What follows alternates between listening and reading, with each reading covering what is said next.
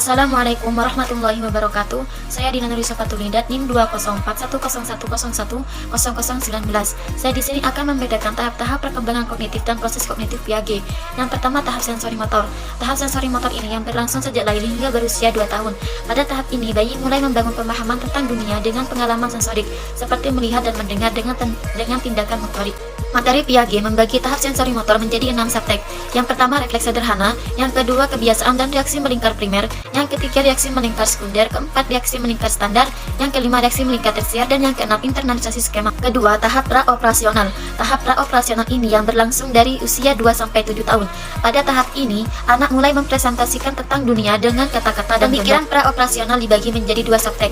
Yang pertama, subtek fungsi simbolik yang terjadi kira-kira usia 2-4 tahun. Dalam tahap ini, anak kecil mulai memperoleh kemampuan untuk mewakili suatu objek secara mental.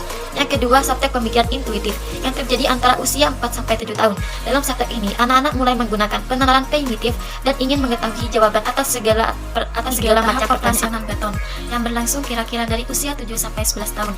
Dalam tahap ini, pengenalan logis menggantikan pengenalan intuitif selama pengenalan dapat ditetapkan pada contoh spesifik. Anak-anak pada tahap ini dapat melakukan operasi konkret, yaitu tindakan mental yang dapat dibalikan pada objek nyata.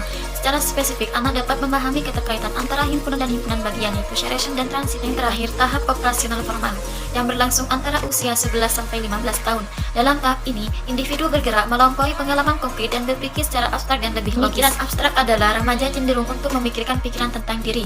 Pemikiran idealis adalah yang sering mengiring remaja untuk membandingkan dirinya dengan orang lain. Dan pemikiran logis yaitu remaja cenderung memecahkan masalah dengan cara coba-coba. Dalam pemikiran operasional formal, ada cara lain remaja berubah secara kognitif, yaitu egosentrisme remaja. Egosentrisme remaja adalah kesadaran diri remaja yang meningkat. Egosentrisme ini dibagi menjadi 2, yaitu penonton imajinatif dan fable. Kemudian proses kognitif Piaget. Piaget menekankan bahwa proses ini sangat penting dalam perkembangan anak. Yang pertama, skema. Skema adalah tindakan atau representasi mental yang mengatur pengetahuan. Yang kedua, asimilasi. Asimilasi adalah tentang penggabungan informasi baru ke dalam pengetahuan yang sudah ada. Tiga, akomodasi. Akomodasi adalah menyesuaikan skema agar sesuai dengan informasi dan pengalaman baru.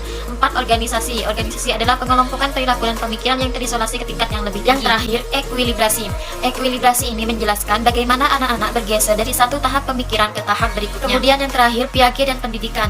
Piaget bukanlah seorang pendidik, tetapi dia memberikan kerangka kerja konseptual yang baik untuk melihat pembelajaran dan pendidikan. Ada beberapa gagasan dalam teori Piaget yang dapat diterapkan untuk mengajar anak-anak.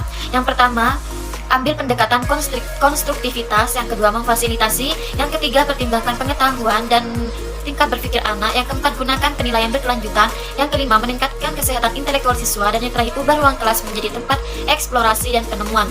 Sekian dapat saya sampaikan, kurang lebihnya mohon maaf. Wassalamualaikum warahmatullahi wabarakatuh.